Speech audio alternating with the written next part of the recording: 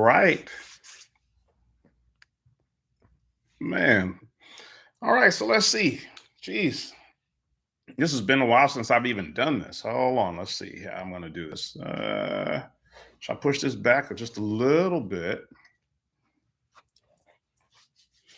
I'm going to wait for a second here. This has been a while since I've actually done one of these to go live. I haven't done one of these for a little while. I was trying to do them. I thought I was going to do them every week, and then life, right? Life gets in the way. So I originally thought I was going to do this every week, and then there was just so many different things that I was working on, a lot of different projects at the same time.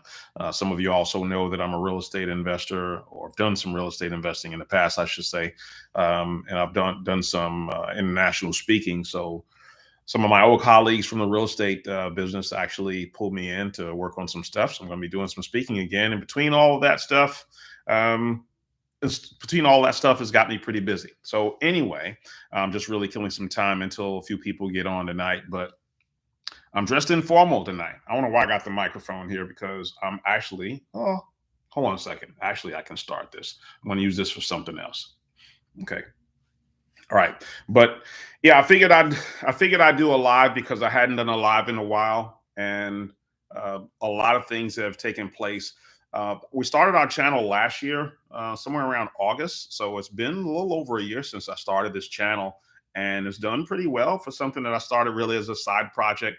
October ended up being a really busy month. It started being a busy month predominantly, I guess, because things were going into the midterms. Me having never having had a channel before, I had no idea why October was such a busy month until I started realizing, oh, all of these politicians are, trying to get something going on for the midterms. So I got a chance to interview about 4 or 5 different interviews with some people out there that are some movers and shakers in the political sphere in October. And then, of course, I did my own keynote talk, if you saw, out in Idaho, which was pretty good.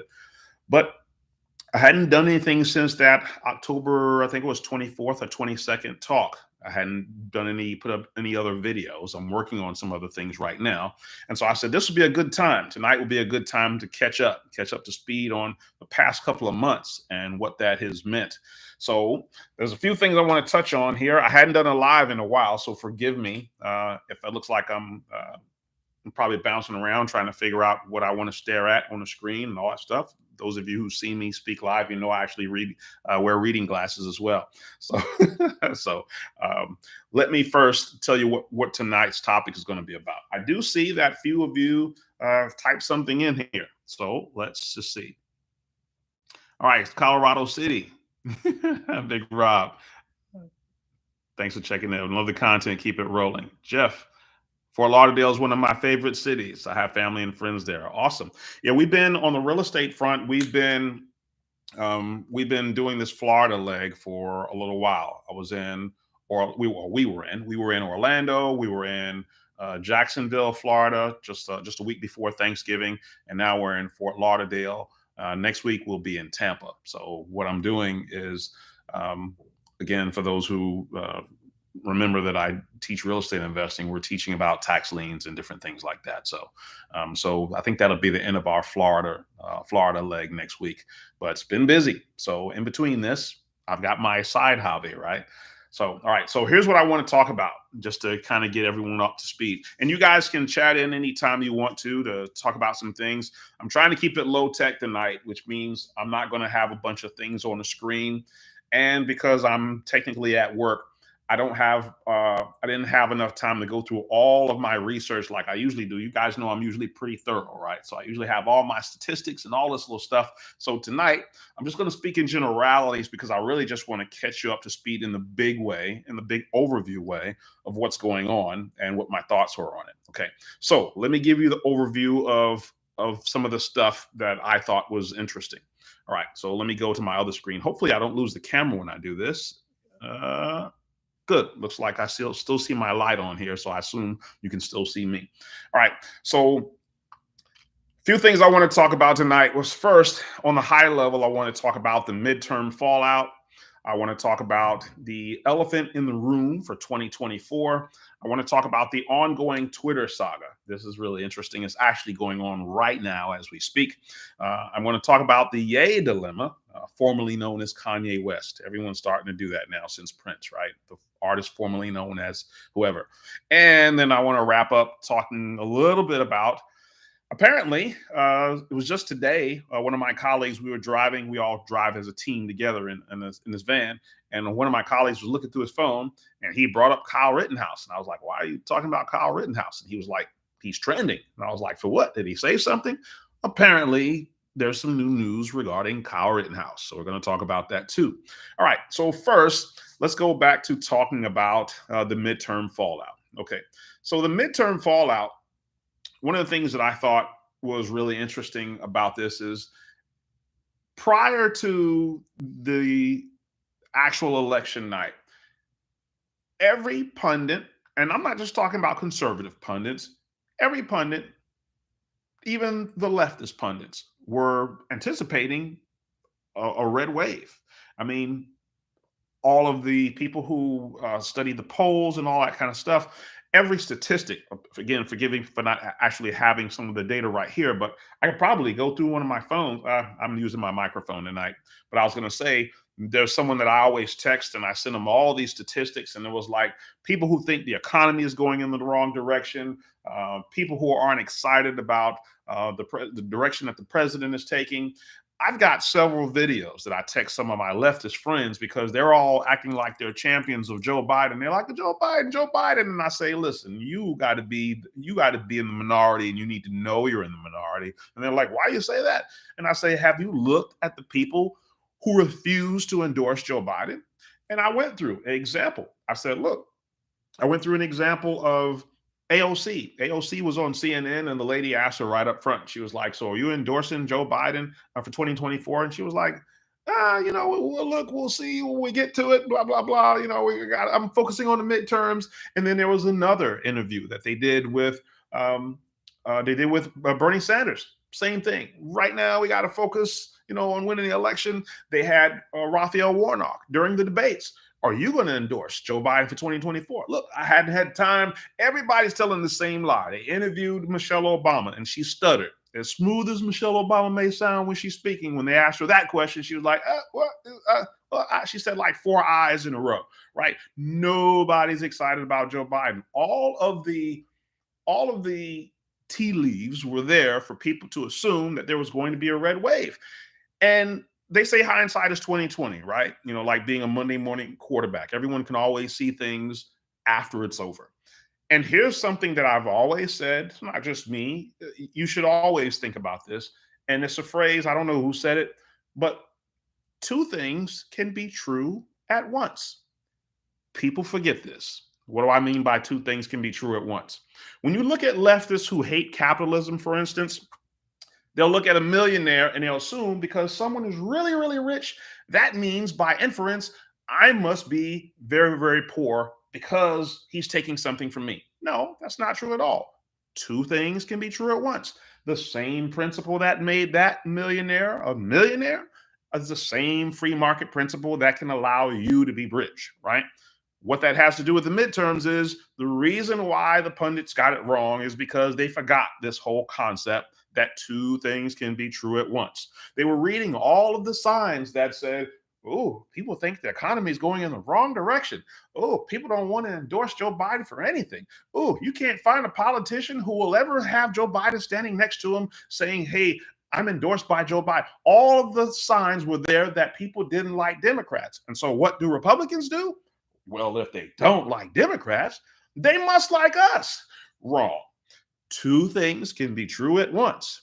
Just because they despise the direction of the economy, just because they despise Joe Biden and don't want him to run, doesn't mean that they're ready to embrace the whole Trump, I didn't win in 2020 because yada, yada, yada. They're not ready for that either.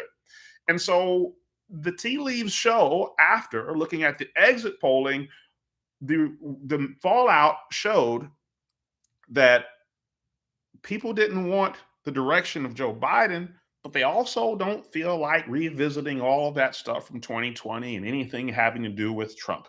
And so For the people who felt like, and I'm talking to conservatives right now, for the people who felt like, and by the way, since we're on this subject, it sounds like I'm segmenting, getting off the topic here, but I'm not. I like Carrie Lake. Let me put that out there. I like Carrie Lake. I actually like her a lot. I don't live in Arizona. I live in Georgia, but I like her a lot. But I'm hearing a lot of people getting concerned. Even she's starting a little investigation into elections. Listen, conservatives, we got to drop this. Again, two things can be true at once, right? I've seen a pundit in Georgia, a guy named Eric Erickson, who I like on the radio. I've seen him say there was no election interference in 2020. Respectfully, even though he's an attorney, even though he used to be a political consultant, respectfully, I disagree because two things can be true at once. Yes, I do agree that we've got to stop this narrative of thinking that there's always some rigging, etc. But before you guys get mad, but there are also some weird things that we have to address. And some of the weird things that we have to address, and I'm not even going to get into the stuff that some people can consider a conspiracy. I'm just talking about the stuff that is commonplace knowledge, like the fact that Mark Zuckerberg went on Joe Rogan and talked about the fact that the FBI visited him and said, "Hey, don't post this story." If the FBI visited Twitter, excuse me, if the FBI visited Facebook, they visited Twitter, which is the information that I'm saying is happening right now as we speak. They're disclosing that stuff, right? All this stuff. So when someone says, "Oh, nothing happened in 2020," yeah, let's not go that far. But then let's not go all the way to the point of it doesn't make sense to vote because we're never going to win. Let's not go that far either. So what I'm getting at is the fallout of the midterm elections is exactly what I just said. Let's not go too far one way. Let's not go too far the other way. How about we just get back to the public American people, getting back to the things like education, right? Let's get back to educating our children. Let's get back to, making sure that we can actually produce some stuff in this country and get people working again and be able to have our gas prices as something decent, right? Let's forget about this extremism stuff and 72 genders over here and my pronouns today are. People are tired of all that stuff. They're tired of all that stuff. So the lesson to conservatives, or should be the lesson to conservatives, for people who want to say, "Oh, all this stuff is rigged," then how do you explain? How do you explain for the same people who may have lost in a state? How do you explain the Republicans who won? Right? How do you do that? How do you explain the people like Ron DeSantis who crushed it, and then at the same time you're trying to figure out why Kerry Lake didn't win? I'm saying, even within the same state. Same thing with Brian Kemp. I'll touch on that stuff a little bit later. But all I'm saying is the main fallout from the midterm elections is that what we should learn from a conservative standpoint is we should be very excited because to me, this sets the stage for 2024. And for people who can read the tea leaves, it's an exciting time for conservatives. And I'll tell you why in a minute. Because the people still hate Joe Biden. And Joe Biden actually, the Democrat Party had a chance. In a way, for the Democrat Party, probably the best thing that could have happened to them was for a red wave to have occurred. That would have been the best thing for them because they were ready to throw Joe Biden under the bus. But now that the red wave didn't occur, unfortunately for the Democrat Party, they're attached to Joe Biden because now he gets a chance to go back in and try to at least present the argument that hey, we didn't get killed with my leadership.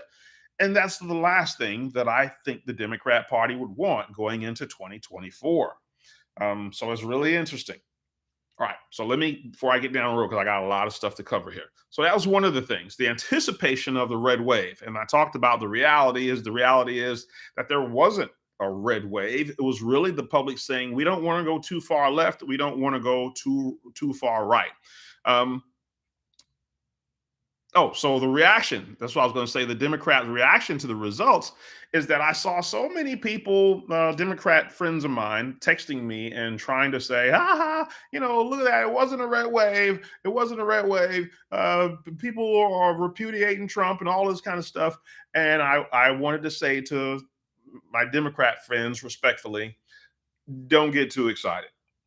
The reason why I say don't get too excited is because understand there's the elephant in the room. Am I at that point yet about the elephant in the room? Yeah, I guess it is time for me to say about that. So the elephant in the room why Democrats shouldn't get too excited. And I posted this on my Facebook page. I was looking on Twitter, and this was a good deal of time before the midterms, actually. I was looking on Twitter, and there was this poll, and I said, this is the topic that conservatives know about but dare not discuss out loud. And it was a poll where a couple of conservatives on Twitter said, if the election were held tomorrow, who would you support for as the presidential candidate for 2024? And it had Trump at like 20 something percent, and it had DeSantis at like 69%. And boy, when I posted that on my wall, I was immediately getting people say, "Oh, that's not right. That poll is a little off. It's a little skewed." I had all the concern. And this is the conservatives now, so I'm just so for those of you who think I'm just totally drinking the Kool-Aid on the right or conservative, whatever it is, I'm like, no, I call things how I see them, right? So even when the conservatives were coming at me like, "Oh, that poll is not right," and I'm like, look, I've known this long before I saw the Twitter poll.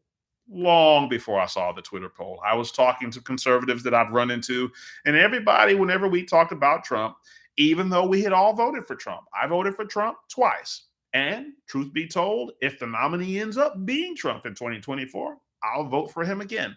But prior to all of this knowledge, whenever the name Trump would come up, conservatives would say, whenever you get that sound, there's a problem. And the problem is, let me give you an example, and I can only speak from my own state, okay? I'm not speaking for other states. I can only speak for my own state. Let me give you an example. And if you've heard me probably mention this before, technically, had we listened to Trump, we would have lost the governorship, most likely, to Stacey Abrams. And here's why I say that. Way back, and you can, if you don't believe me, you can go look at one of my old videos. Go back and look on my channel, look at one of my shows. And I did this a year ago, so I'm not one of these Monday morning quarterbacks trying to change my opinion now. I had this opinion way before everybody else.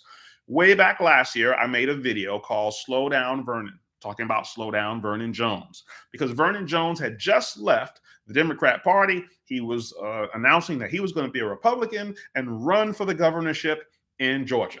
And everyone was like, whoa, I was looking at all these conservatives get so excited. And I said, whoa, slow down. Slow down for the people who want to support him. Slow down, Vernon. I don't know you like that, bro. What I meant by that is most people, when they leave the Democrat Party and join the Republican Party, one of the first things that they'll do to show that they're really Republican is they will run against a Democrat. I broke all this stuff down in the video. Vernon Jones didn't do that. He left the Democrat Party, became a so-called Republican, and then he wants to run against Brian Kemp. And I said, oh, slow down, bro. Brian Kemp has been proven. He's already been through the pandemic. He's already fought Keisha Lance Bottoms, the mayor here, and they had lawsuits back and forth because Stacey Abrams wants to lock everyone up and keep them mandated inside with curfews and all that stuff. And here's Brian Kemp saying, oh, no, we're going to keep our businesses open. And the reason I'm bringing up Trump is because in the middle of all this, when the pandemic first occurred, Brian Kemp was the first governor, I think nationwide, to say we're keeping our business open. And that was one of the first times that I saw Trump throw Kemp under the bus. You got to remember, Trump is a general. He's been a boss most of his life. Trump tells you to do something, you do it. So here's an example of Trump telling Brian Kemp to do something. And did he do it? No. He says, I hear what you're saying, Trump. I think we're going to keep our businesses open. Trump held his breath and says, oh, okay. And he said on the radio, that guy Brian Kemp in Georgia, he kind of said it under his breath, like you could tell there was a little bit of tension there. He let it go. That was the first swipe against Trump, at least in Trump's mind. Second swipe against Trump in Trump's mind, Trump recommended, I think it was Sonny Perdue or Doug Collins. Doug Collins, that's who it was. I'm sorry. He recommended Doug Collins, I think, as the senator here. Brian Kemp says, I hear what you're saying, Trump. He goes running off to Washington with Kelly Loeffler. No, I think this would work a little bit better. Hear it again. 2 times now. Trump told you to do something. You didn't do it. And so now, obviously, people know that Kelly Loeffler did not win that. I think it had less to do with the candidate, more the marketing campaign. If you heard their marketing campaign, it was awful. was awful. I think if Kelly Loeffler had really focused a lot on her business experience and a lot of other things, she could have pulled it off. But anyway, second time that he disobeyed Trump. Third time he disobeyed Trump is when, well, he didn't disobey Trump, but in Trump's mind, he did, is during the 2020 election. So now when Trump loses there in Georgia, right, all of a sudden he says, Brian Kemp is the reason why I lost in Georgia. And the point that I'm getting at is when I made that video about slow down Vernon, conservatives came at me and was like, why can't you get behind Vernon Jones? Nobody wants Brian Kemp, because all of the Trump supporters were now behind Trump and they had the mindset of Trump. It was just like speaking to Trump. When I spoke to conservatives, they had lost their mind. And I said, look, relax, guys. Think about this like chess. Our goal is to win Georgia. There's only been one conservative who has beaten Stacey Abrams before. Right now, you're in your feelings, but remember, the left are supposed to be the emotional ones. Let's not do that. There's only been one conservative who's beaten Stacey Abrams before. She's a lot of things, but stupid was not one of them. Okay. And that one person was Brian Kemp. You're going to mess around and have Sonny Perdue be governor, who is, I think, is what Trump wanted. Sonny Perdue couldn't even stand up to a doggone debate for Ossoff. I was like, he didn't even show up to the debates. So I'm like, if that's the candidate you want to put against Stacey Abrams, we're going to mess around and lose the governorship altogether. But fortunately, that was the conversation in 2020. So 2 years later, by the time we had the midterms elections, conservatives had their emotions go down. They had enough time to relax. They had enough time to observe Trump out there in the public and say, you know what? We're probably going to mess around and lose Georgia if we don't switch. So all of a sudden, that same candidate, Brian Kemp, who was getting booed in public by conservatives a couple of years ago, all of a sudden, everyone's Johnny come lately, and they totally forget that they threw Brian Kemp under the bus for Trump. Now we've won Georgia. But I have to remind you, it wasn't like that 2 years ago. I'm telling you all this because this is deja vu. We're about to have another deja vu. Right now, those same conservatives who are willing to throw Brian Kemp under the bus, a lot of them right now, they're so mad that you could dare say, I kind of like Ron DeSantis.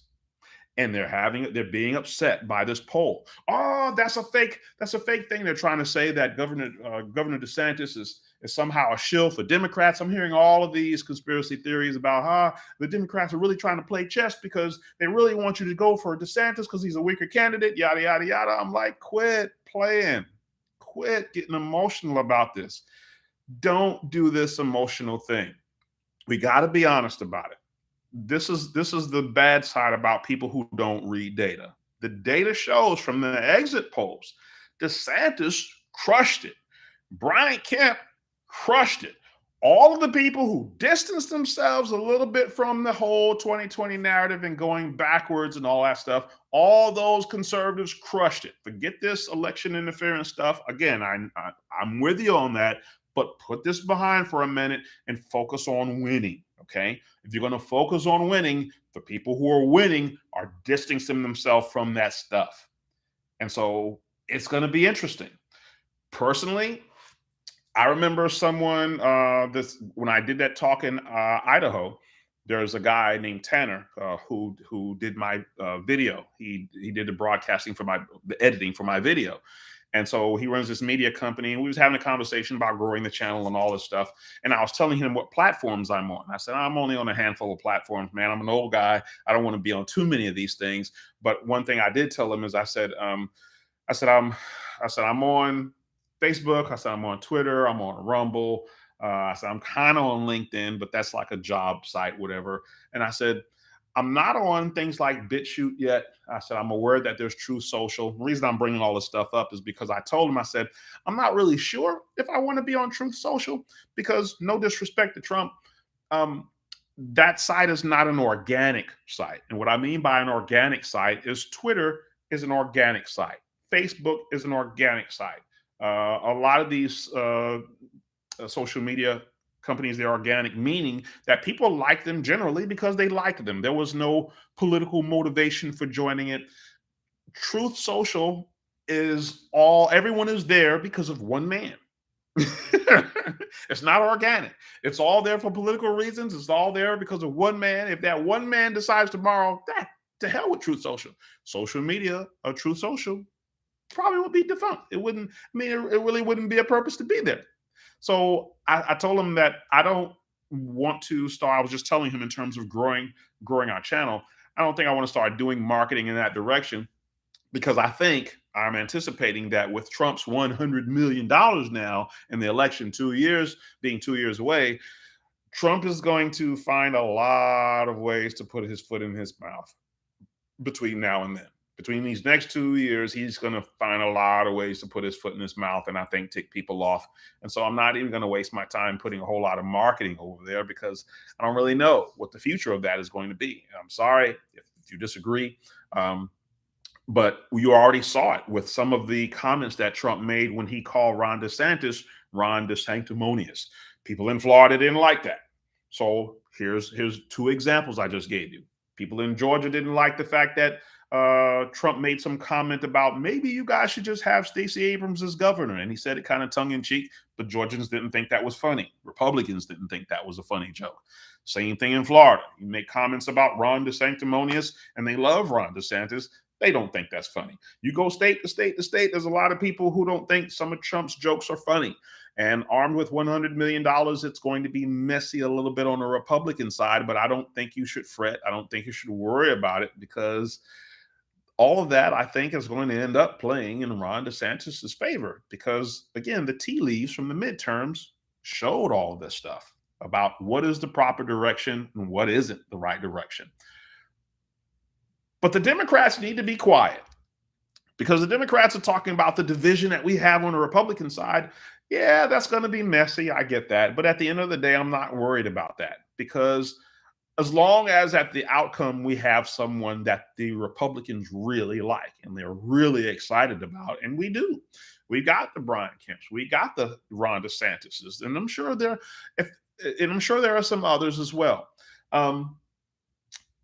But on the Democrat side, they got a problem. They got a problem because that poll is still accurate about people not liking Joe Biden. And the only other alternative that I saw that Democrats were thinking of presenting was Gavin Newsom out of California. I mean, this dude is running ads from California to the citizens of Florida, telling them to move to California. I'm like, what the hell are you doing? You're trying to solicit people from another state to move to your state. And then when I was watching YouTube, I saw ads. I don't even remember what it was about, but it was specifically like for Georgia. And I was like, this dude is out of California.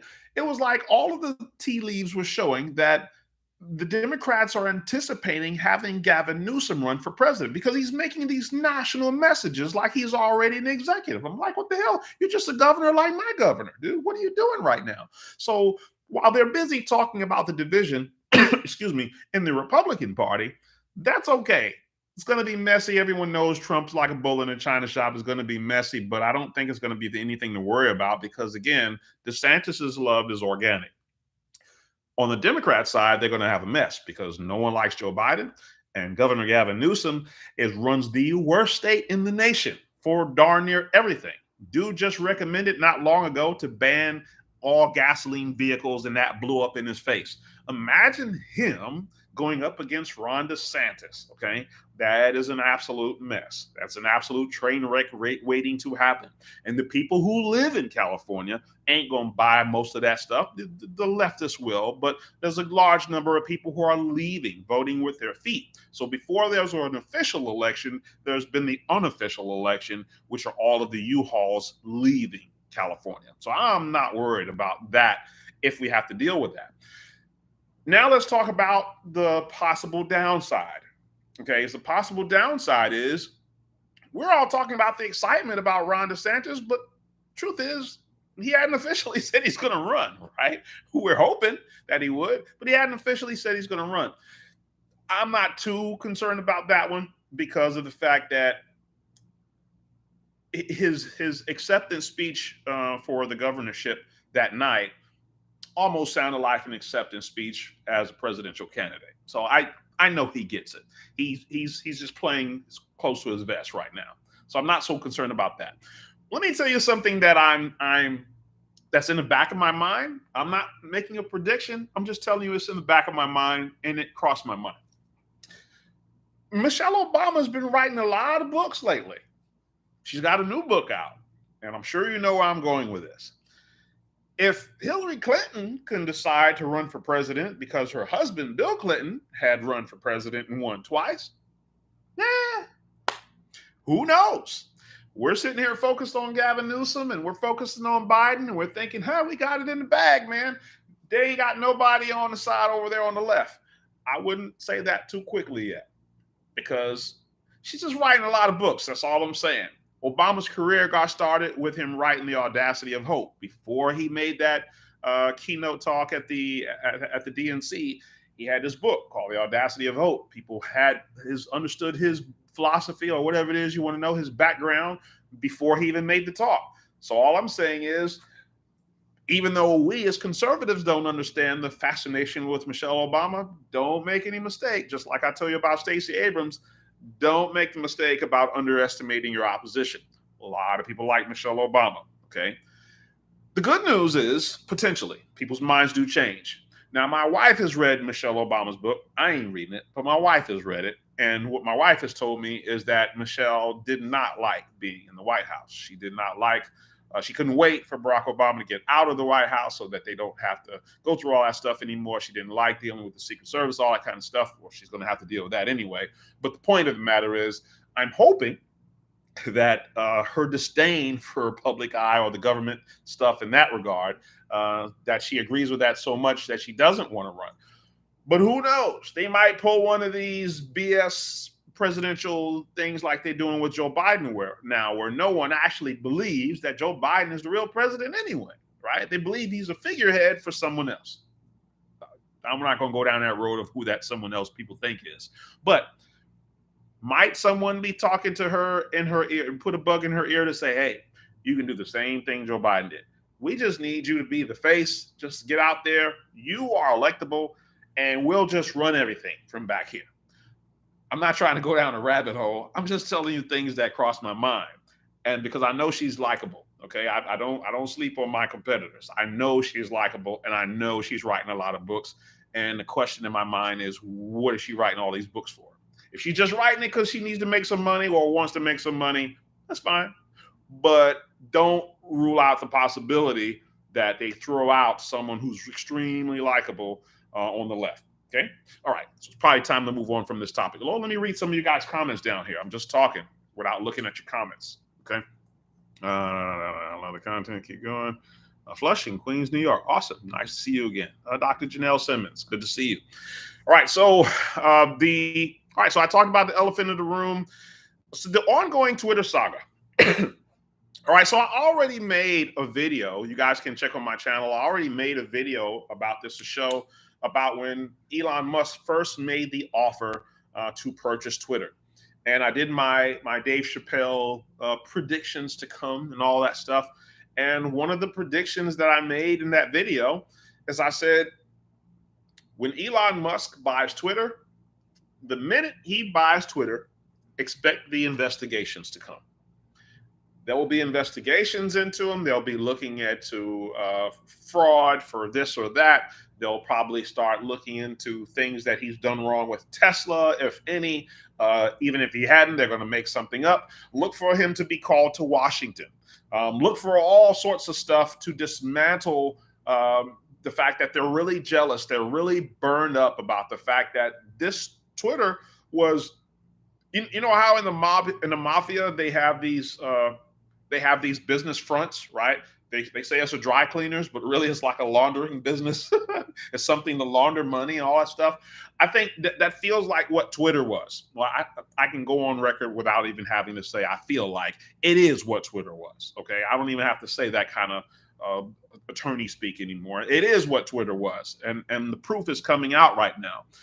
That is the reason why I said I suspect that there was a lot more dirt going on at Twitter than the public knows. And what this reminds me of 2016. Let me tell you how it reminds me of 2016. Because in 2016, if you remember, Barack Obama was talking about there has never been a more impressive candidate, not you, Bill, not me, than Hillary Clinton. They were all prepared for Hillary Clinton to win the nomination. Here's why this is important. You know how when the DEA busts into drug dealers' houses, they always catch them metaphorically with their pants down, right? There's drugs all over the place. There's no way they can't say they're drug dealers. The DEA busts in, catches them all off guard. Metaphorically speaking, that's exactly what happened to Democrats. They were so sure. Barack Obama was so sure they had it in the bag. I mean, all of the other Democrat candidates, nobody even knew who they were. If you really think back, you didn't know who Bernie Sanders was before 2016. They had this in the bag. All of a sudden, when Trump won, it was like, metaphorically speaking, the DEA busting in and you got drugs all over your house. All of a sudden, Trump wins and everybody's like, what the hell? But hey, the people in the FBI, you got to shut down that campaign where you were trying to stop Trump from winning. Hey, over here, the IRS, you got to shut down that campaign where you were targeting conservatives. Hey, all of this corruption that you guys got going on, you got to clean that stuff up now. The dude is in our house. That's exactly what this reminds me of with Twitter, because it has come out now. And I read Twitter. There's a lot of people out there who are telling me, I don't really like Twitter. Twitter's not my favorite. I get it. A lot of the people who say that, I don't think they really understand what Twitter is. Twitter, in my mind, is like the town square. You know how the town square, you just go out there to see what's going on. What are people talking about? That's how I look at Twitter. It's just a place to go out there. It's not necessarily a place that you get all your factual data. It doesn't mean everything out there is a fact. The town square is just like real life. You got a bunch of people who talk a bunch of crap and they don't know what they're talking about. And then you got some people in there who are real players. And if they say it, you can pretty much bet your hat on it, right? It's the same thing. But anyway, in the middle of all of that, I saw someone complaining to Elon Musk, and they said, hey, Elon, now that you own Twitter, you might want to look into the blue check mark stuff, because back before you bought it, there were people who were charged thousands of dollars to be blue check verified. And they didn't want to follow the procedures that you see online. They had their own procedures. Extortion isn't the right word, because you're not getting blackmailed or beat up if you don't, but racketeering is the thing that crosses my mind. So you're raising all this money to do what? There were thousands of employees at Twitter. To do what? Ron DeSantis even made a statement that said, hey, a lot of our retirement plans are tied to Twitter here, and yet we're not seeing any of those returns. So I don't understand what's going on. They keep having thousands and thousands of employees to grow and do what? Where is this money going? Why do they have so many employees for an operation that wasn't making any money? All of this stuff is starting to come out now. And so people are having heartburn. I should say the left is having heartburn, because one of the first things Elon Musk did was shed a ton of employees. And then he went from shedding all those employees to actually charging for the blue check verification $8, not thousands and thousands of dollars, $8, and anyone could be blue check verified. He's doing a variety of different things. But some of my predictions are coming true, because the New York Times just posted today, and Elon Musk, and all places for them to post it, they posted on Twitter, where it can be immediately disputed, refuted by Elon Musk. But they said, Twitter has increased in hate speech since Elon Musk took over. And then immediately Elon Musk chimes in, utterly false. Why would you say that on Twitter, knowing that Elon Musk is going to be the person who has that data, where you're just speaking emotionally? He can see that data, okay? So they're already trying to come at him. Karine Jean-Pierre, the press secretary, she's already indicated. I think Peter Doocy asked her the question about, them focusing on Twitter, and they said they've been keeping an eye on Twitter. What do you mean you're keeping an eye on Twitter? Because remember, the left started this whole disinformation governance board. So they've been wanting to find some excuse to go after someone for disinformation, to go after someone for white supremacy. The left is just having a total meltdown. Show you how stupid it is. Alyssa Milano, actress, was on Twitter the other day, and she made this comment. She said the comment was something along the lines of, and she says, "Oh, I gave my Tesla back." And she says, "I bought the Volkswagen electric vehicle. I just love it." And she says, "I don't understand how any of these companies can advertise on Twitter when you have all of this hate and white supremacy." She says, "I just can't deal with it. I don't think it's a winning business model." And then immediately the Hodge twins posted right after her and said, "You basically, you idiot, you're trying to fight white supremacy. Did anyone tell you that Volkswagen is literally made by the Nazis? Did you know that he played a role in creating that? So you literally turned in your American vehicle trying to fight white supremacy for your Nazi vehicle." And Elon Musk just laughed. So Alyssa Milano was trending for like 2 days straight. All right.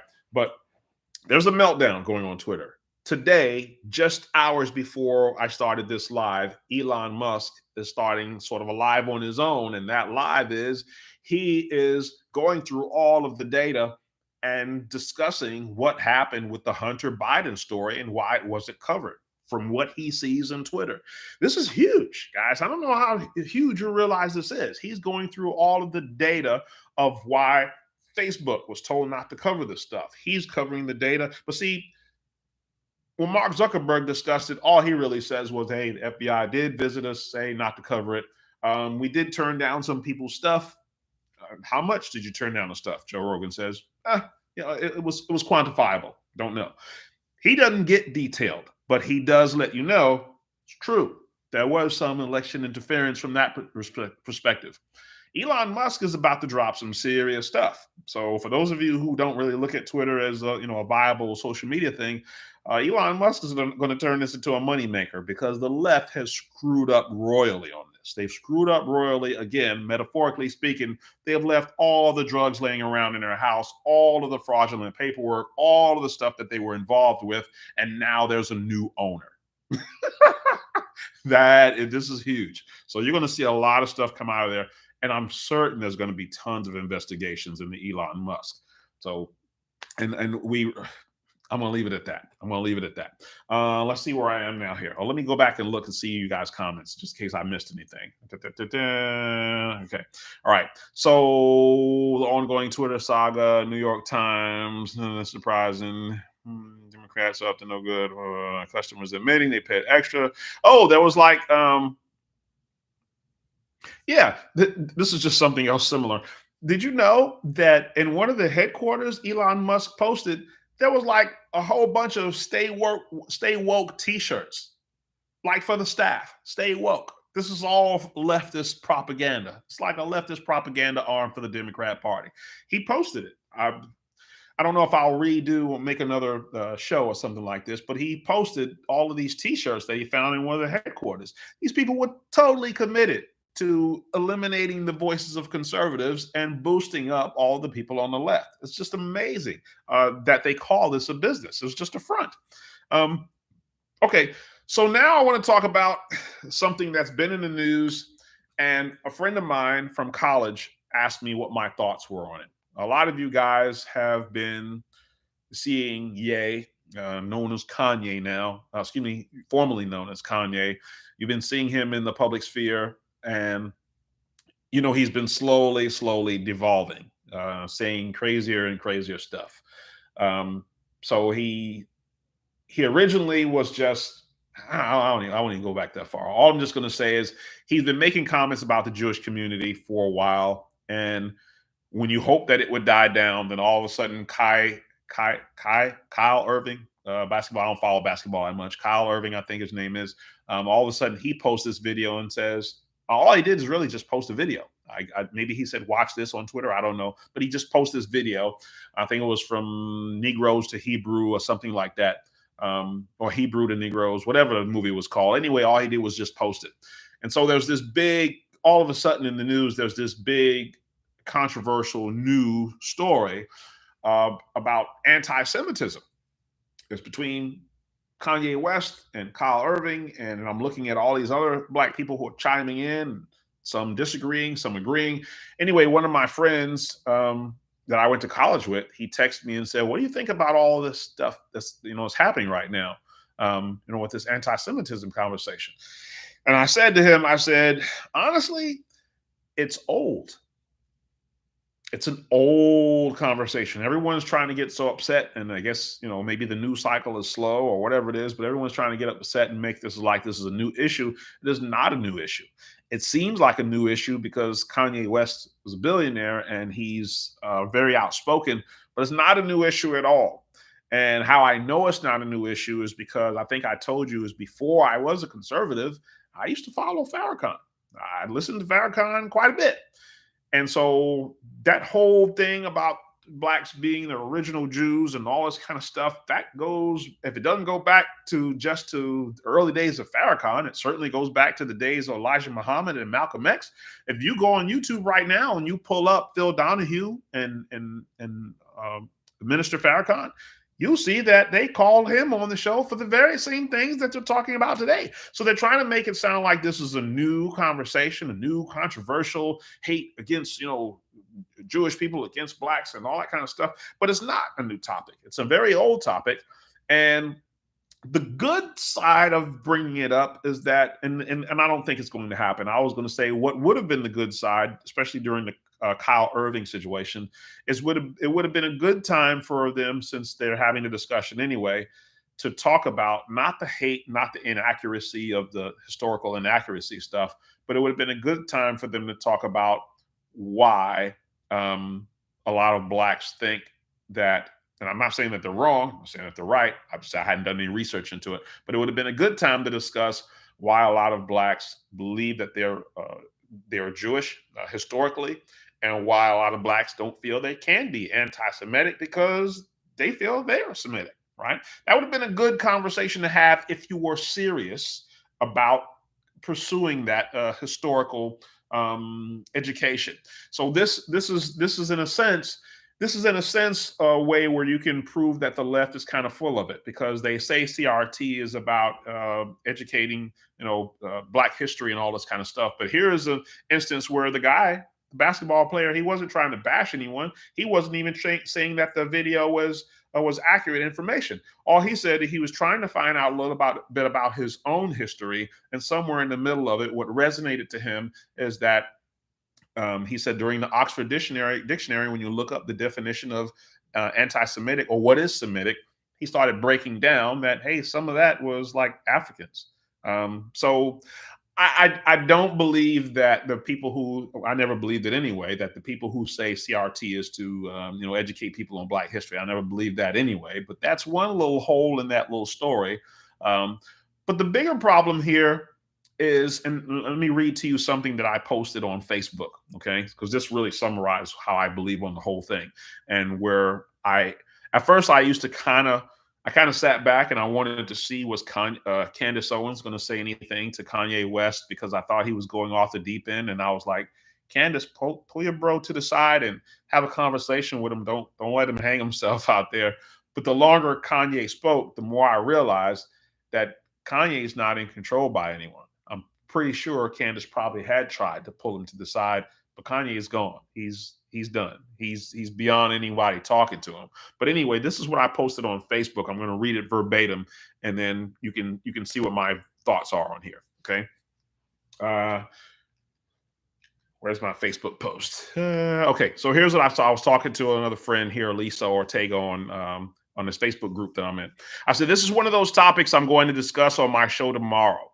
But in the finance world, I remember author Robert Kiyosaki defining intelligence as the ability to make finer distinctions. I like that definition because there are so many things in this world that look very similar to each other, but you have to be able to identify the fine distinction between them, or you will have crossed over into a questionable ideology. To me, this is such a simple fix, but Ye refuses to budge on it. Everyone keeps talking to him, hoping he'll see the minor distinction that he should highlight, but he never does. He just doubles down on what he said the last time. Let me explain it in this way. When you think of rap music, I'd assume most people would immediately think of someone who is Black. Now, are all rappers Black? No, rap is just an art form. Anyone can do it, but there are a lot of rappers who just so happen to be black. What do you think would happen if Eminem came out tomorrow and said, "It took me a long time to find success in this business because blacks were trying to hold me back. Every time I look up, blacks didn't want to see me prosper. They think I'm a threat to their industry." I'll tell you what would happen.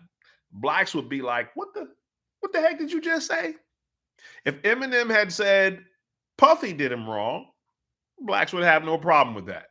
Probably right.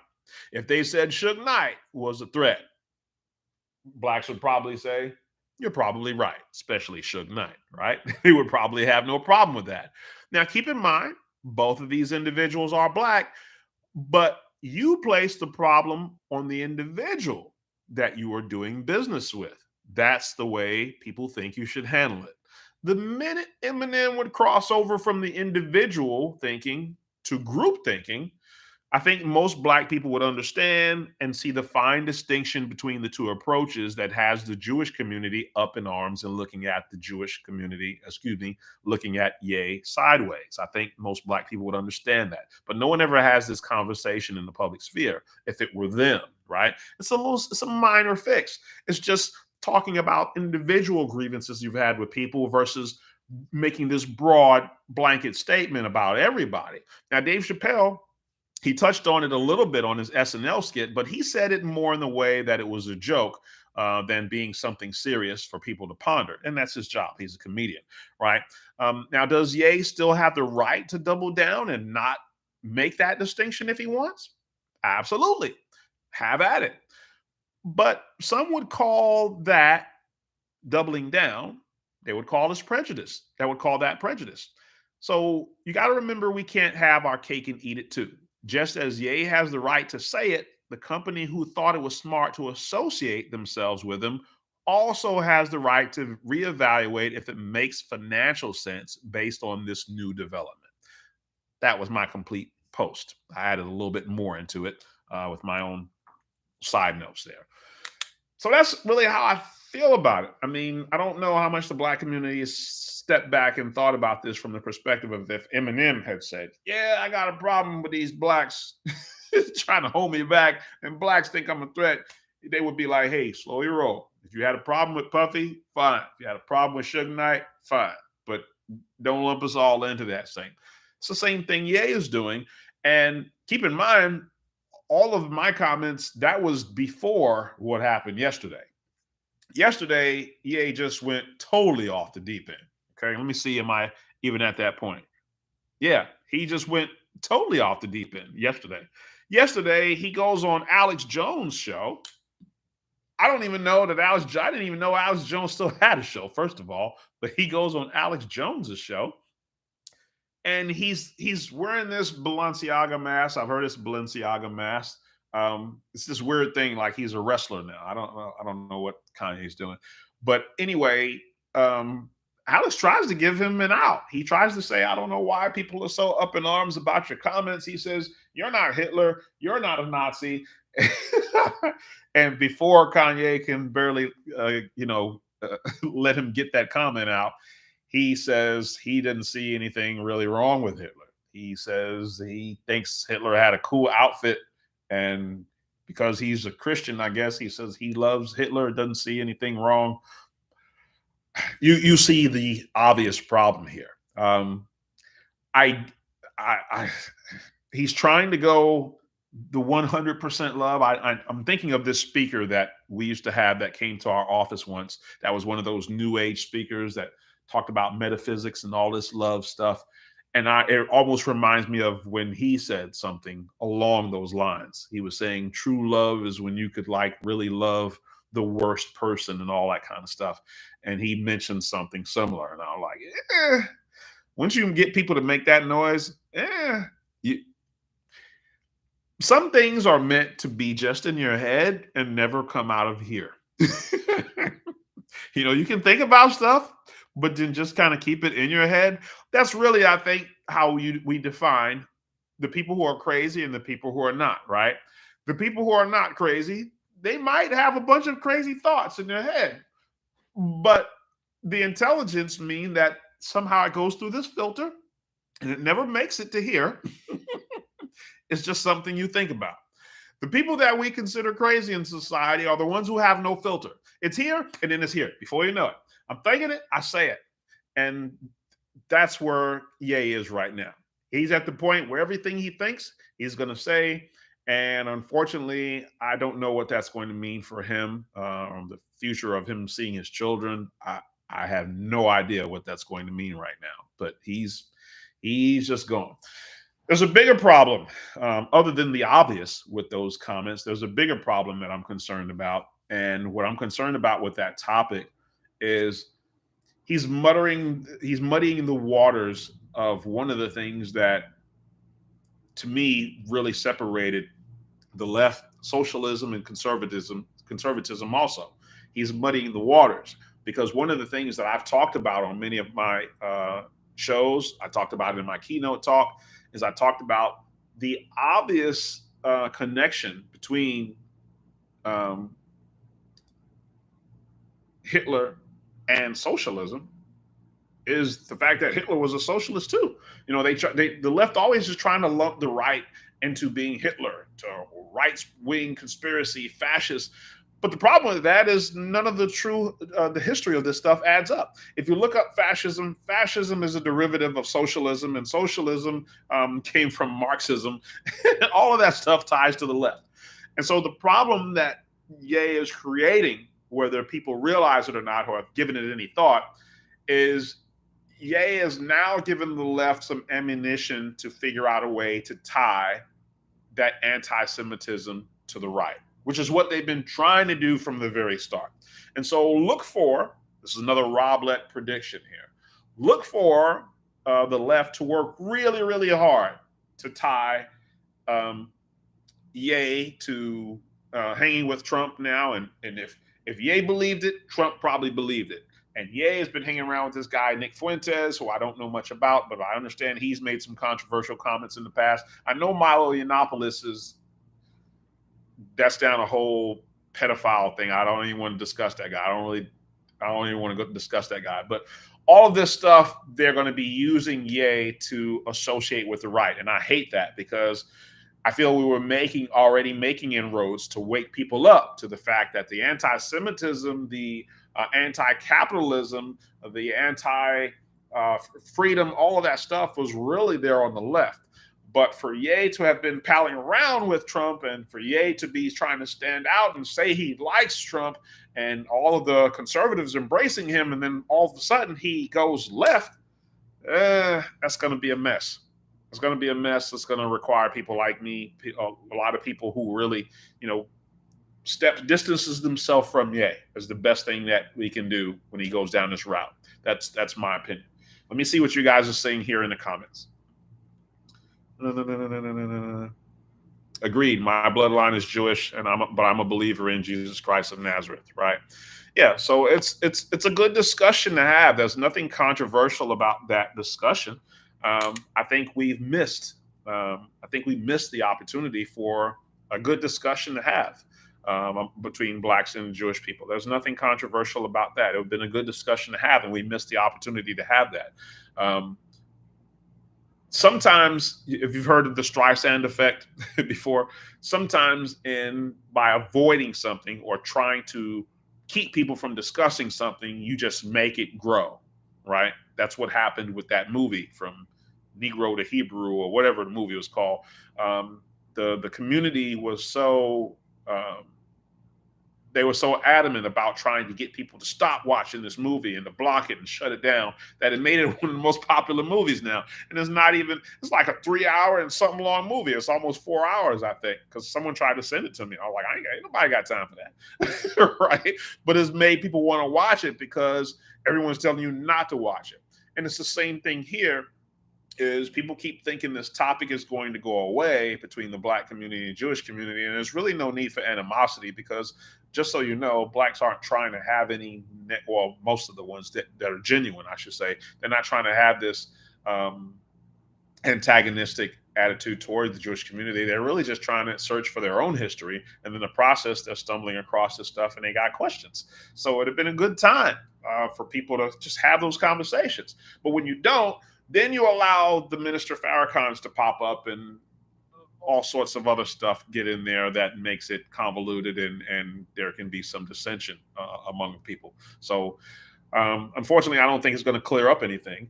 But just so the reason I bring all this stuff up again is to remind people that this is not a new topic. It's not a new topic. It's got to go all the way back, at least to Elijah Muhammad. When I grew up in New York, it was pretty common for me to have friends of mine on the block who have totally changed their name from Patrick to all of a sudden their name Raheem, to from Fresnel to all of a sudden this guy's named Justice or Son Allah and Prince and all of these names, because they're trying to remove themselves from the American name, and they, nobody's addressed anything. So it's going to create some controversy for a little while, but if they really are talking about having discussions in the public square, they missed the boat on that one. All right, so time to move on from this one. All right, so I talked about the A dilemma, and this one is something I just saw recently here, that Kyle Rittenhouse is trending. I tell you, I was driving with some of my colleagues, and he was on Twitter, and apparently Kyle Rittenhouse is trending, and he's trending because I think there's going to be a civil case. If you remember, Kyle Rittenhouse, I keep going to call him Rittenhouse is the young guy who, right around the pandemic time, there was some disturbance of people rioting and breaking into stores or whatever it is. If you remember, he's the young gentleman that had an AR-15, and somewhere in the middle of all that stuff, he shot. I don't remember if he shot several people, if he shot one person, I can't remember. But anyway, there was a big trial, all of this stuff, and he was exonerated, found not guilty. And the left have had a meltdown ever since this has gone on. And he's still on Twitter to this day. People are having a fit about the fact that not only is he free, but then he's free and talking about Jesus Christ in his tweets and all of this stuff. And they're just like, they're really having a meltdown. I can't recall if Kyle Rittenhouse has a lawsuit pending or if he's already sued the media, because there was a lot of misinformation from that trial. I remember a lot of people saying that Kyle had crossed state lines to shoot some people and all this. There was a lot of stuff that was totally inaccurate about what really happened. So long story short is I don't remember if he ended up winning any lawsuits or being awarded anything from a judgment. But the class action lawsuit or the civil lawsuit that's coming is something that's going to be interesting. And the reason why I say it's going to be interesting is because Alex Jones recently had a civil suit. And that is the largest doggone civil suit I've ever heard of. That's beyond, I don't even know. I don't know. That's last I remember, it was like nearly $1 billion. It was like 900 and something million dollars, or it may have even been $1 billion. The judgment on that. That's just ridiculous. I don't know. So all I'm saying is I'm wondering now, is this setting a precedent for you being exonerated on one side, but now you still get sued for something else? So I'm wondering. That's why I'm wondering whether or not he had ever won a judgment against the media for some of the things that they said against him that were incorrect, because those, I think, was considered slander. Because if he had won, this is where he's going to really need that money, because I'm sure, well, I shouldn't say I'm sure. It's going to depend on the judge, I assume. But if they're trying to make a name for themselves, like whoever that judge was that granted nearly $1 billion in some kind of judgment, they'll probably be pursuing that to try to go after him for the rest of his life. Who knows? But this is why he was trending, is because of a civil suit that's going to be coming. Anyway, that's really all I got here. I just wanted to kind of catch you up to speed on some of the things that I've been seeing in the news and what my take was on it. So I've got a few different things that are in the works that coming. I gotten so far. If you remember on my channel, I actually have more than two now. I was going to say originally I had two different types of videos, two different types of shows. I had Oh, I have podcasts, which are usually historical references to explain conservatism. I try to make my channel based on what I thought I needed when I realized I was a conservative. And one of the things that I needed was I still didn't know what conservatism meant. I was like, I think I'm conservatism, but I don't really understand all the tenets of it. So I make these podcasts that have nothing to do with current events, just helps to explain some conservative principles so it can help you along. And then I have these things called soapbox news because I can't keep talking about things that aren't relevant to what's going on right now. I got to also talk about things that are going on in the news. So soapbox news, I've gotten so far ahead in soapbox news that I left off somewhere way, way back here on my podcast. So the next one that I'm supposed to create is one that I was going to say why you never hear me call them the L word. I'm talking about Democrats. You never hear me call them. If you've never, I don't know if you've ever paid attention to the fact that I've never ever called them liberals. You've probably watched my show a long time and probably never noticed that. I've called them socialists, called them Democrats, I've called them communists. I've called them a variety of different names, but you never ever hear me call them liberals, and there's a reason for that. And so I'm going to do a show on that. That's the one that I owe you guys. Okay. So look for that. If you haven't watched my keynote talk that I did back in October, it's the one that's called Freedom Was Never Free. Go back and check that out. I know it's about an hour and 15 minutes. It's not short, but it's really good. I didn't end up having a bunch of people attend that. Um, we thought we had it nailed down to where we could do the event at a time where we would have a good attendance. But again, remember what October is, right? October is a time where a lot of politicians are preparing for November. So what happened is the day that we actually did the presentation, there were a lot of politicians who were doing fundraisers and all this stuff. So we actually had people's attention divided during that time. But what someone told me, the gentleman or the group that invited me, they said, hey, don't worry about the attendance. What you don't know is the people who were in the room, you literally had the entire executive staff for the state of Idaho in attendance, with the exception of the governor.